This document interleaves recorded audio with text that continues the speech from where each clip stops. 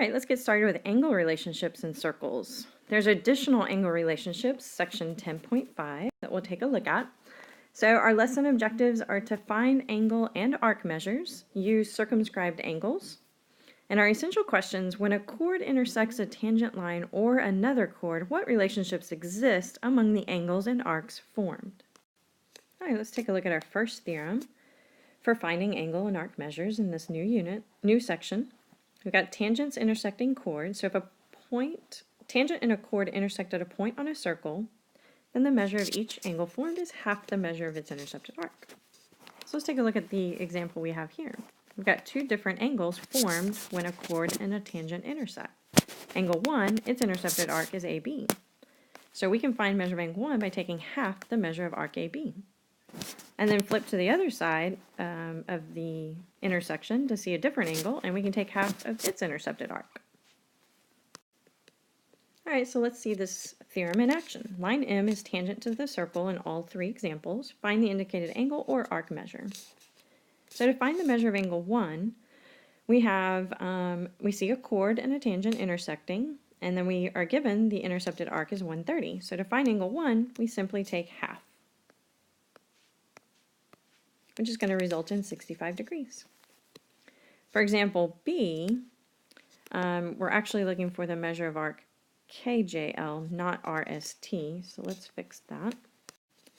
And we're given the angle at the intersection is 125, so that means we can double the 125 to get the measure of the arc. So that comes out to be 250 degrees. Now pause the video here and you try part C on your own.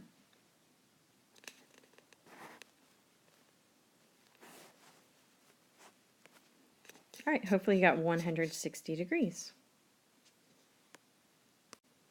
All right, so our next core concept to talk about is our intersecting lines and circles. So if two non-parallel lines intersect a circle, there are three places where the lines could possibly intersect. And we're always focused on where's the vertex of the angle, because that's where the relationship will be that we study. So when two lines intersect on the circle, the vertex is on the circle.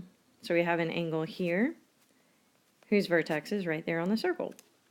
Here we have intersecting inside the circle, but please note this is not the center. Remember, the center we talked about in an earlier section, which are your central angles. These would not be central angles. So our intersection is not at the center, but it is on the inside of the circle. And then here we have when lines intersect outside the circle. All right, so our first theorem that we'll talk about when the angles are inside the circle. So if two chords intersect inside the circle, remember not at the center, that's a different theorem, then the measure of each angle is half the sum of the measures of the arcs intercepted by the angle and its vertical angle. So let's take a look at this picture to better understand this theorem. We're going to take a look at two different angles. Let's focus on measure of angle 1 first. So measure of angle 1 is here, its vertical angle is here. So we look at, to find the measure of angle 1, we want to take half the measure of the two intercepted arcs added together. And the two intercepted arcs is the red, so arc DC, and the blue, arc AB. Notice that the two intercepted arcs are in line with the angles. Super important. But you add the angles and take half the sum of those angles. Sorry, add the arcs and then take half the sum of the arcs, and that'll get you the measure of this angle 1. And whatever this measure of angle 1 is, its vertical angle is the same. Now let's take a look at angle 2. Its intercepted arcs are in line, so it's the non-colored arcs, so arc AD and arc BC. So if you add these two arcs and take half, that'll get you the measure of angle 2, which is equal to the vertical angle here as well. Then you have the angles that occur when lines intersect outside the circle. Well, there's three different scenarios. You could have a tangent and a secant, you could have two tangents, or you could have two secants. regardless, they all have similar formulas. So if a tangent and a secant, two tangents or two secants intersect outside a circle, then the measure of the angle formed is half the difference of the measures of the intercepted arcs. So let's take a look at this first one. Measure of angle 1 is outside. We've got a secant.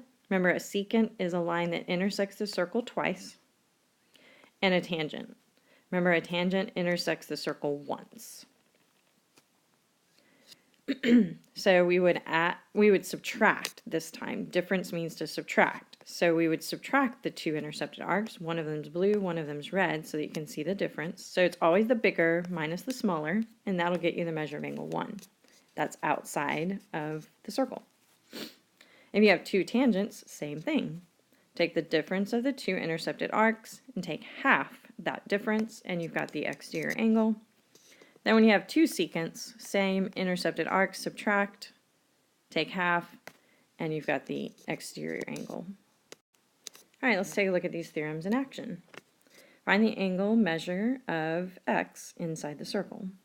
All right, so example A has two chords intersecting, not at the center. So let's take a look at how we would figure out this angle. We know the two intercepted arcs are 130 and 156, so we add those together, take half, resulting in x being 143 degrees. All right, for example B, we've got a tangent and a secant, and the exterior angle labeled x. So we would subtract the intercepted arcs and take half, resulting in x equaling 51. All right, now pause the video here and try these two examples on your own.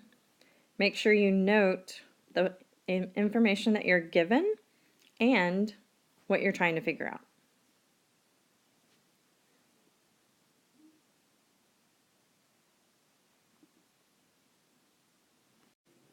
All right, make sure you've shown all your work, not just write down the answers, so that you can see the work and we can look at the work together if you did not get answers 61 for the first example and 104 for the second example. All right, let's take a look at some more core concept and some vocabulary. So circumscribed angle, it's an angle whose sides are tangent to a circle. Here's a great example of what it means to be a circumscribed angle. And the reason we needed to define a circumscribed angle is because that's our next theorem. Leads us into our next theorem, the circumscribed angle theorem. So the measure of a circumscribed angle is equal to 180 minus the measure of the central angle that intercepts that same arc. So pretty cool. Makes it quick and easy. We've got two tangents, and we have the two radii intersecting the tangents, which means they are perpendicular. And because these are the radii, this is our central angle right here in the middle. So angle BCA is a central angle. And our angle on the exterior, angle ADB, is what we want to figure out the measure of. Then the measure of this exterior angle is going to be 180 degrees minus this central angle. All right, so let's check out this theorem in action. Our first example, we have angle X on the exterior, and then we see angle ACB, the central angle, is 135 degrees.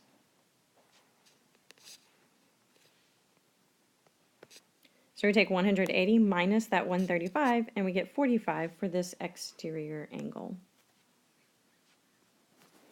All right, let's take a look at our next example, a little bit more complicated. We've got circle G, center is G, and then we've got angle EJF, which is not a central angle. This is an inscribed angle, but we do have an exterior angle labeled 30 degrees. So our steps here are to find the measure of angle EJF, which is half the measure of arc EF. That's an earlier theorem because inscribed angle theorem. So when we plug in our numbers, we can see that the measure of angle EJF is equal to 1/2 of the measure of angle EGF, which would be our central angle. So let me sketch in our radii. It won't be straight. Sorry about that. There's our radii creating our central angle EGF. And we know that with our new theorem, we can take 180 minus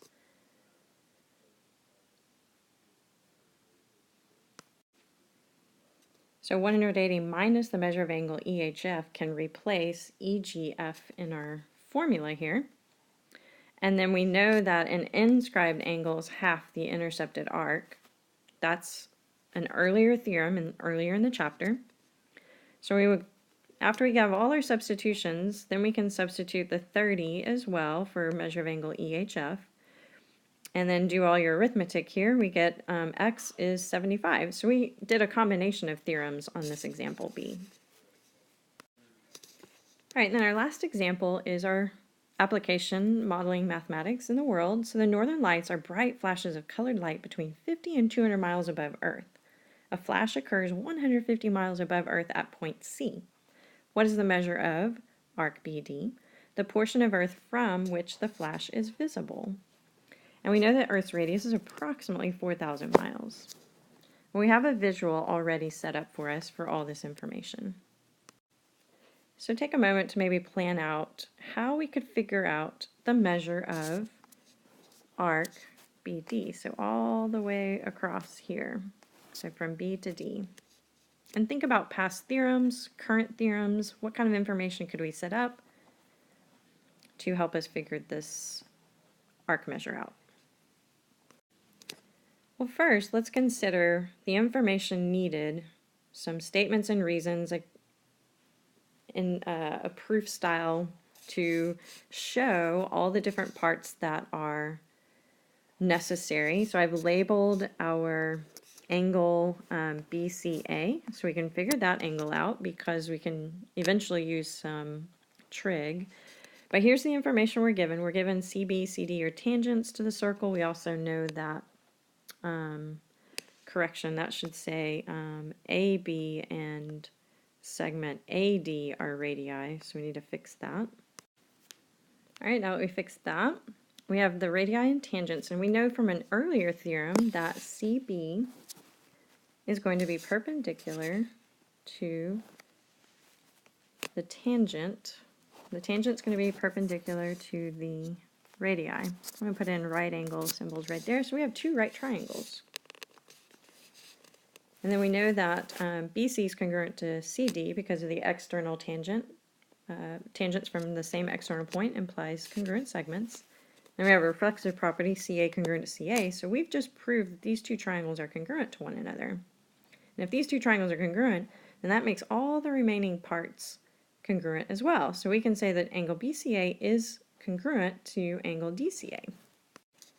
So that allows us to set up some formulas and some equations to solve for all these different angles. So we can set up a trig ratio, since we know we're dealing with right triangles here. And I've labeled the angle we want to figure out, theta symbol. So we have sine theta equals opposite over hypotenuse. So, and then plug in your numbers. And we have to do inverse trig since we're actually trying to figure out the angle measure. So angle BCA comes out to be 74.5 degrees, approximately. And then we know that it's going to be a congruent angle on the other side, so we double that to get 149. So angle BCD is 149 degrees. Well, we just learned a theorem that when we have two tangents intersecting on the exterior, we can look at 180 minus the central angle. Well, since we know BCD is 149, we plug in 149, and then we can figure out that the measure of arc BD, which is equal to the central angle BAD, comes out to be about 31 degrees. So the measure of arc from which the flash is visible is about 31 degrees.